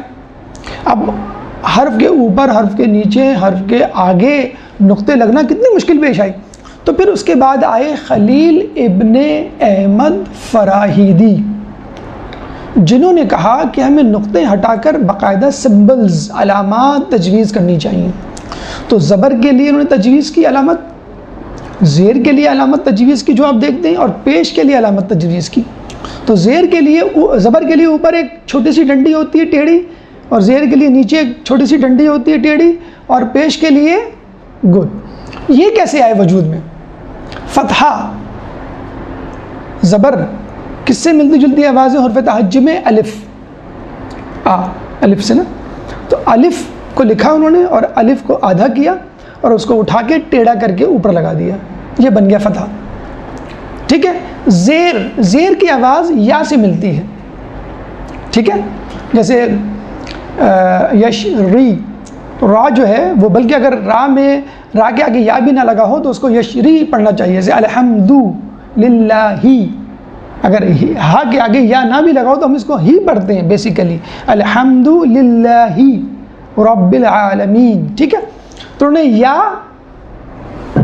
کہ اس سے جو یا کی ڈنڈی ہے، گولائی ہے، اس سے چھوٹا سا ایک ٹکڑا لیا اور اس کو حرف کے نیچے لگا دیا، یہ زیر بن گیا. اب پیش کی آواز کس سے ملتی جلتی ہے؟ واو سے، الحمد جیسے ہے نا. تو واو اس طرح لکھا جاتا ہے. انہوں نے واو کو تھوڑا سا کاٹا اور اس کو چھوٹا کر کے حرف کے اوپر لگا دیا. تو زبر کو اوپر لگایا، زیر کو نیچے لگایا، اور پیش کو بھی اوپر لگایا. پیش کو آگے نہیں رکھ سکتے تھے کیونکہ آگے کوئی نہ کوئی حرف موجود ہوتا ہے. تو فارسی میں جو لفظ کہتے ہیں، یہ فارسی کا لفظ ہے پیش، جو اردو میں استعمال ہوتا ہے. پیش کا مطلب ہوتا ہے آگے. ہم کہتے ہیں نا کہ بھئی یہ اس مدرسے کے کام میں پیش رہتے ہیں، آگے رہتے ہیں. بھئی تم اس کام میں بڑے پس و پیش سے کام لے رہے ہو، ہاں نہ کر رہے ہو، آگے پیچھے ہو رہے ہو، پس و پیش، یہی پیش. تو پیش لفظ کتاب کا ہم نہیں لکھتے پیش لفظ، پریفیس یا مقدمہ یا دیباچہ، اس کو پیش لفظ کہتے ہیں. تو یہ لفظ غلط ہے بیسیکلی، لیکن بس اب غلط العام ہم اسے کہتے ہیں کہ یہ مشہور ہو گیا ہے. یہ آگے ہونا چاہیے، حالانکہ اوپر ہے پیش کے حساب سے. تو بہرحال تو یہ جو سرخ نقطے تھے، پھر بعد میں خلیل ابن احمد فراہیدی نے ان کو علامات میں تبدیل کیا. بلکہ ہم اس نقطے پہ بور ہو رہے ہیں، اس نقطے پہ پوری کتاب لکھی خلیل ابن احمد فراہیدی نے، پوری ایک کتاب لکھی نقطے پہ کہ نقطہ کیا ہوتا ہے، کتنے اقسام کے ہوتے ہیں، نقطہ تبدیل کرنے سے کیا تبدیلی آتی ہے، اور نقطوں کی تاریخ کیا ہے. پوری ایک کتاب، باقاعدہ ایک کتاب یہ خلیل ابن احمد فراہیدی نے لکھی. تو یہ اعراب گزاری آپ نے دیکھا کہ کتنی مشکل اور کتنی دقت سے ہمارے پاس پہنچی، اور یقیناً یہ اعراب گزاری نہ ہوتی تو ہم جیسے عاجمی قرآن کو کیا سے کیا پڑھ لیتے. آج جو ہے قرآن کی تجوید پہ کتنے بڑے بڑے کورسز ہوتے ہیں، کتنی جو ہے کلاسز ہوتی ہیں، کتنی محنت کی جاتی ہے، باقاعدہ ایک فیلڈ اس قرأت قرآنی میں جو ہے وجود میں آ گئی ہے. تو اعراب کی آپ نے اہمیت دیکھ لی، اعراب نہ ہونے کی وجوہات دیکھ لی، اعراب گزاری دیکھ لی، اپنی جدید اور قدیم اعراب گزاری دیکھ لی. تو اچھا، ابو اسد دوئلی نے یہ تمام اعراب کا کام مولا علی کی رہنمائی میں کیا. نقاط گزاری یحییٰ بن یعمر اور نصر بن عاصم ابو اسد دوئلی کے شاگرد، جو مولا علی کے شاگرد تھے. اور قرآن کے الفاظ کو محفوظ کرنا یہ خود مولا علی نے بنفس نفیس اپنے ہاتھوں سے کیا. تو قرآن کے ظاہری پیمانے یعنی حروف، اعراب اور نقاط مولا علی کے مرہون منت. لیکن سب سے اہم بات قرآن کی تعبیر، قرآن کی تفسیر، قرآن کے معنی، قرآن کے مفاہیم، یہ خود علی کے دیے ہوئے تھے. لیکن امت نے، اس بدنصیب امت نے اس کو نہیں لیا، اس کی تفصیل. لیکن ایک درود کی بات، اللہم صلی علی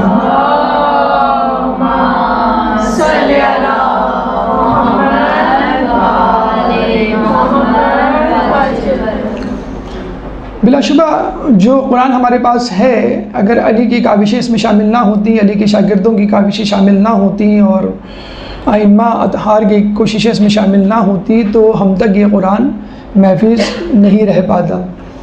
اللہ کا بھیجا ہوا امام محفوظ ہے، یہ گواہی ہے، یہ ثبوت ہے، قرآن بھی محفوظ ہے. اگر وہ محفوظ نہ ہوتا تو قرآن بھی محفوظ نہیں ہوتا. تو قرآن کا محفوظ ہونا اس بات کی دلیل ہے کہ اس کا محافظ بھی زندہ ہے. جب محافظ زندہ ہوتا ہے تو جس چیز کی حفاظت کی جائے وہ بھی محفوظ رہتی ہے. اب آئیے تفسیر قرآن، یہ بھی علی کی مرہون منت ہے، لیکن اس کو لیا نہیں گیا. کہتے ہیں کہ رسول اللہ کے انتقال کے بعد مولا علی 6 مہینے تک مصروف رہے، تنہا رہے، گھر میں بند رہے. لوگوں نے آ کے پوچھا کہ بھائی آپ نکلتے کیوں نہیں ہیں؟ کہتے ہیں ایک روایت کے مطابق ملتا ہے کہ وہ بس نماز پڑھنے جاتے تھے جماعت، اور پھر آ جاتے تھے، وہ بھی فرادہ تو جماعت کی شکل میں. تو وہ آ جاتے تھے تو کوئی فتنہ فساد نہ پھیلے. بہرحال تو کہتے کہ میں نے قسم کھائی ہے کہ میں ابا ردا اپنے کاندھوں پہ نہیں ڈالوں گا جب تک اس قرآن کی تفسیر نہ لکھ لوں. اور انہوں نے ایسے ہی کیا. 6 مہینے تک جو ہے علی تفسیر قرآن لکھنے میں مصروف رہے. اور 6 مہینے بعد جب اس قرآن کو، کہتے ہیں ایک اونٹ پر لاد کے لانا پڑا تھا، وہ اتنا تفصیل، اتنا ضخیم قرآن تھا. تو مولا علی نے وہ قرآن لوگوں کے سامنے پیش کیا کہ میں نے اس قرآن کو پوری تفصیل و تفسیر و تعویل، ناسخ منسوخ سب تمہارے سامنے پیش کر دیا. تو لوگوں نے کیا کہا کہ ہمیں تمہارا قرآن نہیں چاہیے. کیوں نہیں چاہیے؟ اس کی تفصیل ابھی میں آپ کو بتلاتا ہوں کہ اس قرآن میں کیا کیا تھا. تو مولا علی نے کہا کہ اب تم اس قرآن کو کبھی نہیں دیکھ سکو گے. اور پھر وہ اس قرآن کو واپس لے گئے. اس قرآن میں کیا تھا؟ وہ قرآن تھا کیا؟ اس قرآن میں اور موجودہ قرآن میں کیا فرق ہے؟ یا وہ قرآن الگ تھا، یہ قرآن الگ ہے؟ دیکھیے، پہلی بات اس قرآن کی خصوصیات سنیے جو مولا علی لے کر آئے تھے. نمبر 1، یہ قرآن رسول اللہ نے املا کروایا تھا، اور مولا علی نے بنفس نفیس خود اپنے ہاتھوں سے لکھا تھا. املا کروانے والا رسول اور لکھنے والے ہاتھ علی کے، اندازہ لگا لیجیے آپ. نمبر 1. نمبر 2،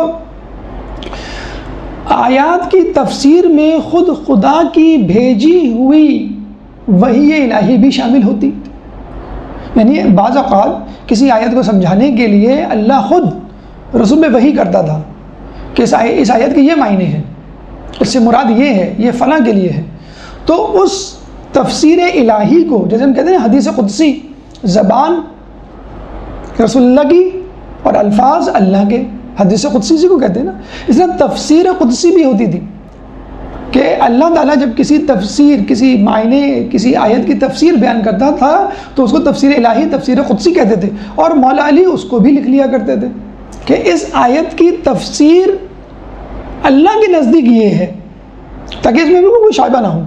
تو نمبر 1 رسول اللہ نے املا کروائی اور علی نے اپنے ہاتھوں سے لکھی۔ نمبر 2 اس تفسیر میں تفسیر الہی، اللہ کی بیان کردہ تفسیر بھی تھی آیات سے متعلق۔ نمبر 3 مولا نے اس قرآن کی آیات کو ترتیب نزولی کے اعتبار سے لکھا کہ پہلے سورہ حمد نہیں، اقرا بسم ربک الذی، یہ جو پہلی آیت اتری، پھر آخر میں کون سی آیت اترے گی؟ الیوم اکملت لکم دینکم واتممت علیکم نعمتی ورضیت لکم الاسلام دینا، یہ والی آیت سب سے آخر میں یہ آیت اتری۔ تو پہلی آیت اور پھر آخر کی آیت، ترتیب نزولی تھی اس میں۔ نمبر 3 ناسخہ آیات منسوخہ آیات سے پہلے تھی، یعنی قرآن میں کچھ آیات ایسی ہیں جو منسوخ ہو چکی ہیں۔ اب منسوخ ہونے والی آیت اصولاً قرآن میں نہیں ہونی چاہیے، لیکن علماء اس کی تفصیل یہ بیان کرتے ہیں کہ منسوخ اس لیے ہوئی کہ انسان کو پتہ چلے کہ اللہ کے احکامات کتنے شدید ہوا کرتے تھے اور اللہ نے لوگوں کی طبیعت کو مد نظر رکھتے ہوئے اس میں کمی کی۔ مثلا جب رسول اللہ سے کلام کرنے کے لیے آؤ تو صدقہ دے کر آؤ، تو اس آیت میں صرف مولا علی نے عمل کیا تھا، لوگوں نے آنا بند کر دیا کہ ہم صدقے کے لیے پیسے کیسے لے کر آئیں۔ نعوذ باللہ، رسول اللہ نے تو ٹکٹ لگا دیا کہ ٹکٹ کے بغیر بات نہیں کر سکتے، اور مولا علی کرتے تھے، جب بھی جاتے تھے تو مولا علی نے صدقہ دیا، گئے، اور لوگوں نے جانا ہی بند کر دیا، تو لوگوں نے پھر رسول اللہ سے کہا کہ ہمارے لیے بڑا مشکل ہے، تو پھر اللہ نے یہ آیت منسوخ کر دی کہ اس آیت میں عمل نہیں ہوگا، یہ آیت منسوخ سمجھی جائے گی۔ تو وہ یہی کہا جاتا ہے کہ یہ آیت وہ آیت ہے جس پہ فقط علی نے عمل کیا اور کسی نے عمل نہیں کیا۔ بہرحال ناسخہ آیت اگر آپ کو رکھنی بھی ہے تو کم از کم ان کو پہلے رکھنا چاہیے تاکہ پتہ چلے کہ یہ پہلے ہیں، اب ان پہ عمل نہیں ہوتا، لیکن بعض اوقات وہ بعد میں بھی ہیں۔ لیکن علی کے لکھے ہوئے قرآن میں ناسخہ آیات منسوخہ آیات سے پہلے تھی۔ نمبر 5 آیات کی تعویل اور تفسیر واضح طور پہ بیان کی گئی تھی، لگی لپٹی بات نہیں، یہ بھی ہو سکتا ہے، وہ بھی ہو سکتا ہے، یہ بھی ممکن، یہ بھی ممکن۔ نمبر 6 محکم اور متشابہ آیات تفصیل کے ساتھ بیان کی گئی تھی، یعنی متشابہ آیات ابھی بھی ایسی ہیں، یہدی من یشاء، یہدی بہ من یشاء ویہدی بہ ویضل بہ من یشاء، یعنی اللہ جسے چاہے ہدایت دے، اللہ جسے چاہے جو ہے گمراہ کرے۔ مولا علی فرماتے ہیں قرآن کی متشابہ ترین آیت ہے یہ کہ اللہ جسے چاہے گمراہ کرے، جسے چاہے ہدایت دے۔ وہ الا الفاسقین والی آیت الگ ہے، یضل بہ کثیرا ویہدی بہ کثیرا ویضل بہ الا الفاسقین، کہ گمراہ وہی ہوتا ہے جو فاسقین ہے، لیکن اس آیت میں ذکر نہیں ہے کہ کون گمراہ ہوگا، کون ہدایت پہ آئے گا۔ تو متشابہ آیت کے بارے میں بھی بتا دیا گیا تھا کہ اس آیت کا مطلب یہ ہے، تو متشابہ اور محکم آیات بھی تفصیل کے ساتھ بتا دی گئی تھی۔ پھر یہ کہا جاتا ہے کہ اس آیت میں شان نزول بیان کیا گیا تھا کہ یہ آیت کب، کہاں، کس کے موقع پہ، کیا، کس کے لیے، کس موقع پر کس کے لیے نازل ہوئی۔ مثلا فرض کر لیں کہ اے رسول، جب کوئی فاسق تمہارے پاس کوئی خبر لے کر آئے تو تحقیق کر لیا کرو۔ یہ آیت ولید بن عقبہ کے بارے میں تھی، لیکن قرآن میں تو نام نہیں ہے اس کا، تشریح میں جائیں گے تو پتہ چلے گا۔ تو مولا علی تشریح کرتے ہوئے اس شخص کا نام بھی لکھ دیا کرتے تھے۔ تو مولا علی نے کتنے راز افشا کیے ہوں گے اس تفسیر میں۔ اس کے بعد مولا علی نے حق و باطل کے نام بھی درج کر دیے تھے کہ کون حق پہ، کون باطل پہ ہے۔ حق مثلاً یہ لوگ حق پہ تھے، باطل مثلاً یہ لوگ حق پہ، باطل پہ۔ پھر اس کے بعد انصار و مہاجرین کی وہ طبیعتیں، وہ خامیاں جو ان کا مزاج بن چکی تھی اور عین اسلام نہیں تھی، وہ بھی انہوں نے لکھ دیا۔ یعنی مہاجرین انصار کی طبیعتوں میں تھا کہ اپنے قبیلے پہ فخر کرنا، یہ عین اسلام نہیں ہے۔ ان اکرمکم عند اللہ اتقاکم، کہ اللہ کے نزدیک متقی شخص وہی ہے جو معتبر اکرام والا شخص وہی ہے کہ جو متقی پرہیزگار ہے۔ تو ان کی طبیعتوں اور مزاج کا بھی جو اندراج کر دیا تھا کہ جو عین اسلام نہیں، کہ لوگ دھوکہ نہ کھائیں کہ فلاں شخص جو ہے انصار تھا، فلاں مہاجر میں سے تھا تو یہ اسلام میں نہیں، اس کے قبیلے میں یہ کچھ ہوا کرتا تھا، اس کے قبیلے میں یہ عادت تھی، یہ مزاج تھا، یا اس کی ذاتی حیثیت میں یہ مزاج تھا، تو یہ بھی انہوں نے لکھ دیا تھا۔ تو کہنے کا مقصد یہ ہے کہ علی کا قرآن موجودہ قرآن پلس تھا، یہی الفاظ تھے لیکن معنی و مفہوم کے ساتھ تھے۔ اگر وہ قرآن ہمیں مل جاتا تو آج ایک قرآن کے ہوتے ہوئے 73 فرقے نہ ہوتے۔ جو ہم کہتے ہیں نا کہ بھئی قرآن تو ایک ہے لیکن 73 فرقے کیوں ہیں، وہ اس لیے ہیں کہ ایک آیت کے کئی معنی اور مصادیق اور مفاہیم تلاش کر لیے گئے۔ یا ایھا الرسول بلغ ما انزل الیک من ربک وان لم تفعل فما بلغت رسالتہ واللہ یعصمک من الناس، آیت بلغ سورہ مائدہ 67 واضح طور پہ کہ رسول وہ پیغام پہنچا دو جو تم کو دیا گیا ہے، اور تم نے اگر ایسا نہ کیا تو گویا رسالت کاری انجام نہ دی، اور اللہ تمہیں لوگوں کے شر سے محفوظ رکھے گا۔ کون سا پیغام؟ من کنت مولاہ فہذا علی من مولا۔ یہاں بھی یہ جھگڑا ہو رہا ہے کہ حاضہ جو ہے وہ مولا کے کیا معنی ہیں، تو شکر کریں ایک کلپ سرکولیٹ ہو رہی ہے طارق جمیل کی کہ انہوں نے تسلیم کر لیا ہے کہ ہمیں حضرت علی نہیں کہنا چاہیے، مولا علی کہنا چاہیے، اور یہ بھی تسلیم کر لیا ہے کہ مولا کا مطلب دوست نہیں ہے، مولا کا مطلب سرپرست ہے، اور مولا صرف علی کو کہا ہے اور صحابہ کو نہیں کہا، یہ بھی انہوں نے تسلیم کر لیا۔ تو انشاءاللہ جب علی کو مولا لوگوں نے تسلیم کر لیا تو باقی 11 کو بھی مولا تسلیم کر لیں گے۔ تو بہرحال تو یہ علی کا قرآن تھا جس میں تفصیل، تشریح، توضیح تمام موجود تھی۔ اگر وہ قرآن ہمیں مل جاتا تو آج اتنے فرقے نہیں بنتے۔ وہ قرآن کہاں ہے؟ ایک معمہ ہے، لیکن روایتیں ہمیں یہ کہتی ہیں کہ یہ قرآن ائمہ کے پاس منتقل ہوتا رہا، مولا کے بعد امام حسن، پھر امام حسین، پھر امام زین العابدین، پھر باقی امام، اور اب یہ امام زمانہ عجل اللہ تعالیٰ فرجت کے پاس موجود۔ اللہ صلی اللہ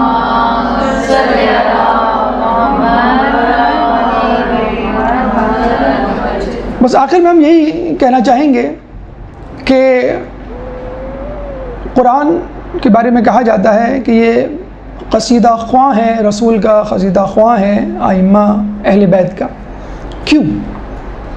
دیکھیں، آپ کسی پہ احسان کرتے ہیں تو حل جزاء الاحسان الا الاحسان، تو وہ اس احسان کو پلٹانے کی کوشش کرتا ہے، اور اگر پلٹا نہ سکے تو کم از کم تعریف تو ضرور کرتا ہے آپ کی، آپ کے سامنے، آپ کے پیچھے۔ تو قرآن انا نحن نزلنا الذکر وانا لہ لحافظون، کہ ہم اس کو نازل کرنے والے ہیں اور ہمیشہ اسی کی حفاظت کرنے والے ہیں، ہم نے اس کو نازل کیا، ہم اس کی حفاظت کرنے والے ہیں۔ تو اہل بیت نے، علی نے قرآن کو محفوظ کیا کہ اس میں کوئی اشتباہ، کوئی غلطی نہ رہ جائے، اور قرآن نے اہل بیت اور علی کی فضیلتوں کو اپنے اندر محفوظ کیا۔ جب تک اہل بیت رہے انہوں نے قرآن پڑھ کے لوگوں کو دکھایا، سنایا، اس پہ عمل کیا، اور اب جب تک قرآن رہے گا اہل بیت کی قصیدہ خوانی بزبان قرآن ہوتی رہے گی۔ اللہ تعالیٰ سے دعا ہے کہ ہمیں قرآن کو پڑھنے، سمجھنے، اس میں عمل کرنے کی توفیق عطا فرما۔ اللہ تعالیٰ سے دعا ہے کہ ہمیں تعلیمات اہل بیت پہ عمل کرنے کی توفیق عطا فرما۔ اللہ تعالیٰ سے دعا ہے کہ ہمیں قرآن کا پیغام گھر گھر پہنچانے کی توفیق عطا فرما۔ امام کے ظہور میں تعجیل فرما اور ہمیں ان کے انصار و اعوان میں شامل فرما۔ اہل بیت کی شفاعت قیامت کے دن ہمیں مرحمت فرما۔ ربنا تقبل منا انك انت السميع العليم وتب علينا انك انت التواب الرحيم برحمتك يا ارحم الراحمين اللهم صل على اللجل اللجل يا مولا اللجل اللجل اللجل اللجل اللجل اللجل اللجل يا صاحب الزمان اللجل اللجل